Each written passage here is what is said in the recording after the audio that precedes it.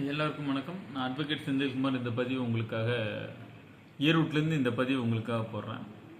உங்களோட income tax ரிட்டர்னை file பண்ணுறதுக்கு முன்னாடி 3 விதமான டிரான்சாக்ஷனை உங்கள் ஆடிட்டர் செக் பண்ணணும். அப்படி அவர் பண்ணலை அப்படின்னா நீங்கள் அவரை பண்ண சொல்லுங்கள். அந்த ரிப்போர்ட்டை நீங்கள் வாங்கிக்கிங்க. அந்த ரிப்போர்ட்டை நீங்களும் கோத்ரூ பண்ணுங்கள். அது 3 விதமான ரிப்போர்ட் இருக்கும்.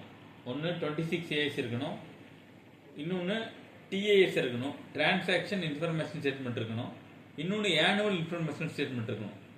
இது 3ஐயும் கோத்ரூ பண்ணாமல் உங்கள் ஆடிட்டர் உங்கள் ரிட்டர்னை ஃபைல் பண்ணுறாரு அப்படின்னா உங்களுக்கு நாளைக்கு ஃபியூச்சரில் ப்ராப்ளம் வர்றதுக்கான வாய்ப்பு இருக்கும் அப்படிங்கிறத நீங்கள் புரிஞ்சுக்கணும்.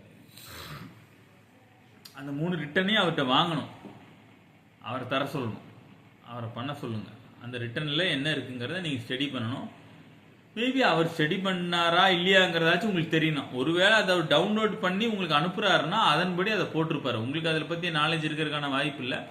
மேபி இதெல்லாம் அவர் செக் பண்ணாராங்கிறத கூட நீங்கள் கன்ஃபார்ம் பண்ணிக்கணுங்கிறதுக்கான பதிவு தான் இது. ஏன்னா உங்களுக்கு தெரியாமல் உங்கள் பேரில் ஒரு வாடகை வந்திருக்கலாம், உங்களுக்கு தெரியாமல் ஒரு வீடு விற்ற மாதிரி கூட வந்திருக்கலாம், உங்களுக்கான ரெண்ட் இன்கம் வந்திருக்கலாம், சேல் ஆஃப் ப்ராப்பர்ட்டி வந்திருக்கலாம், சேல் ஆஃப் மியூச்சுவல் ஃபண்ட் வந்திருக்கலாம். இது எல்லாத்தையும் நீங்கள் எப்படி கண்டுபிடிப்பீங்க? அதில் வி ஹேவ் டு செக். அப்படின்னா நீங்கள் அந்த ரிப்போர்ட்டை அவங்கள்ட்ட கேட்கணும்.